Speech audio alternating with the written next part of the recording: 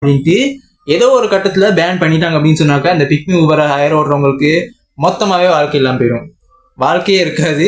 அதுக்கப்புறம் நீங்க ஹையரே ஓட முடியாது. உங்களுக்கு அந்த ஆப்ஸ் இல்லை அப்படின்னு சொன்னாக்கா உங்களுக்கு எந்த விதமான ஒரு வாழ்வாதாரமுமே இல்லாத மாதிரி உங்களுக்கு நடந்துரும். சரியா? ஸோ இது பிக்மி ஊபர்ல இருக்கிற மிகப்பெரிய ஒரு ப்ராப்ளமாவே இருக்குது. சரியா? இந்த ஆப்ஸுங்க இல்லை அப்படின்னு சொன்னாக்கா இப்போ புது புது ஆப்ஸ் எல்லாம் இன்ட்ரோடியூஸ் பண்றாங்க. ஒருவேளை ஸ்ரீலங்காவில் இதுக்கப்புறம் ஊபர் இருக்கக்கூடாது, பிக்மி இருக்கக்கூடாது, இது ரெண்டே பேன் பண்றோம், இனிமே இந்த ஆப்ஸ் யூஸ் பண்ணுங்க அப்படின்ட்டு சொல்றதுக்கான வாய்ப்புகளும் இருக்குது.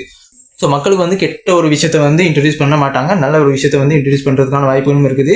இப்படி ஆகிறதுக்கு வாய்ப்பு இல்லை, இருந்தாலும் வாய்ப்பு இருந்துச்சு அப்படின்னு சொன்னாக்க அதுக்கு முன்கூட்டியே ரெடியா இருங்க அப்படின்றது தான் நான் சொல்றேன். Road hire versus app hire. சரியா? இந்த ஆப்புங்க இருக்கு இல்லையா, பிக்மி ஊபர் ஹையர், அப்புறம் ரோட் ஹையர், இந்த ரெண்டுலையும் இருக்கிற நன்மை தீமைகள் என்ன அப்படிங்கிறத ஃபர்ஸ்ட் பார்த்துருவோம். ரோட் ஹையர்ல இருக்கிற நன்மையெல்லாம் என்ன அப்படின்னு பார்த்தோம் அப்படின்னா, யாருக்குமே கமிஷன் கொடுக்க தேவையில்ல. சரியா? இதுல யாருக்குமே கமிஷன் கொடுக்க தேவையில்ல. நம்மளுடைய காசு மொத்தமா நம்மகிட்டயே வரும். யாருக்கும் கமிஷன் கொடுத்துட்டு புலம்பி இருக்கணும்ன்ற அவசியமே இல்லை. ரெண்டாவது நன்மை என்ன அப்படின்னா, அப்பவே நம்மளுக்கு காசு கிடைச்சிடும். இந்த கார்டு பேமெண்ட் பண்ணிட்டாங்க அப்படி இப்படின்ற அந்த கதையெல்லாம் இல்லவே இல்லை. நம்ம போய் ஒருத்தர் இறக்கி விட்டோம் அப்படின்னு சொன்னாக்க அவங்க அப்பவே நம்மளுக்கு காசு கொடுத்துருவாங்க. ஸோ நம்மளுக்கான காசு அந்த ஸ்பாட்லயே நம்மளுக்கு கிடைச்சிடும். மூணாவது விஷயம் என்ன அப்படின்னு சொன்னாக்க, காசை பேசிக்கலாம். இப்போ கிட்டத்தட்ட ஒரு 10 கிலோமீட்டர் போகணும், 1000 வந்திருக்காங்க அப்படின்னு சொன்னாக்கா நான் சொல்றேன் ஒரு 1200 ரூபா தாங்க அப்படின்ட்டு. அவங்க அது கட்டுப்படி ஆகாது, அது கூட அப்படின்னு சொன்னாக்க ஒரு 1100 ரூபா தாங்க அப்படின்ட்டு அந்த அமௌண்ட்டுக்கு அவங்க ஒத்துக்கிட்டாங்கன்னு சொன்னாக்க நான் அந்த 1000 ஓடுவேன்.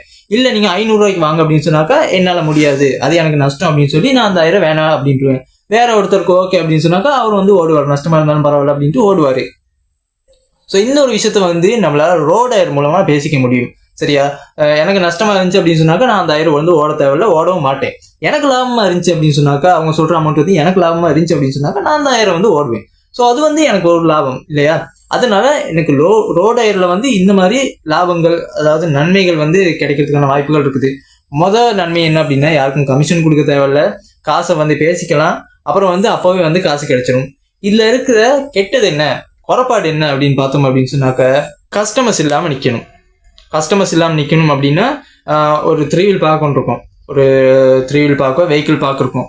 அந்த பார்க்கில் நான் காலையிலேருந்து அந்தி வரைக்கும், காலையில் விடிய காலையிலேருந்து நைட்டு ஒரு 10 மணி 11 மணி வரைக்கும் இருக்கணும்.